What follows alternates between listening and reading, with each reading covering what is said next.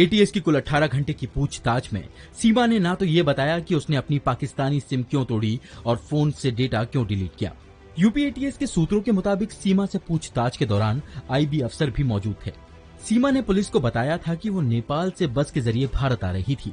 उसका फोन खराब हो गया था और उसने ड्राइवर मोबाइल और 4 सिम होते हुए भी उसने ऐसा क्यों किया। इसके अलावा उसके पास एक टूटा हुआ फोन भी मिला था। सीमा ने जवाब दिया कि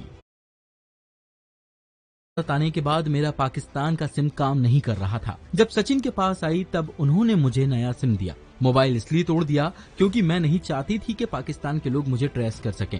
जब बाकी सिम के बारे में पूछा तो सीमा ने उनके बारे में याद ना होने की बात कही। जब अधिकारियों ने उसके 2 पासपोर्ट को लेकर सवाल किया तो जवाब मिला कि पहले पासपोर्ट में सिर्फ सीमा लिखा था, जिससे दिक्कत आ रही थी। इसलिए दूसरा पासपोर्ट सीमा गुलाम हैदर के नाम से बनवाया था। सीमा से उसके भाई और चाचा के पाकिस्तानी आर्मी में होने और सीमा के तार आईएसआई से जुड़े होने पर भी सवाल किए गए। सीमा ने कहा, मैं अपने भाई और चाचा से सालों से नहीं मिली। आईएसआई क्या है मुझे इंडिया आने के बाद पता चला। आधी लाइफ बच्चे पालने में बीत गई। ऐसे में आईएसआई जैसे वर्ड सुनने का टाइम नहीं मिला। सिर्फ 5वीं तक पास होने के बाद भी इंग्लिश पर अच्छी पकड़ और हिंदी में मुश्किल शब्द बोलने को लेकर भी सवाल किया गया, जिस पर सीमा ने कहा कि मैं पढ़े लिखे लड़कों के साथ पबजी खेलती थी। उन्हीं से बातों बातों में इंग्लिश सीखी। न किसी ने मुझे ट्रेनिंग दी और न ही किसी ने भेजा है। सचिन से बात करते हुए मैं हिंदी भी सीख गई।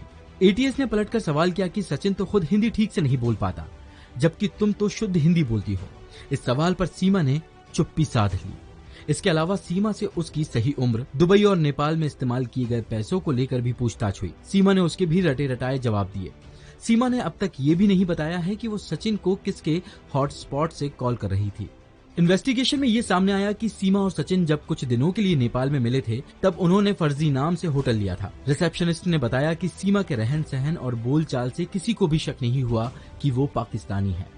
आईबी के लिए सबसे बड़ा सवाल ये है कि पाकिस्तानी होते हुए सीमा को ये कैसे पता चला कि नेपाल के किस पॉइंट से भारत आने पर एसएसबी को चकमा दिया जा सकता है। 2 दिन की पूछताछ के बाद एटीएस सीमा के किसी भी जवाब से संतुष्ट नहीं है। वो तुरंत हर सवाल का जवाब दे रही थी।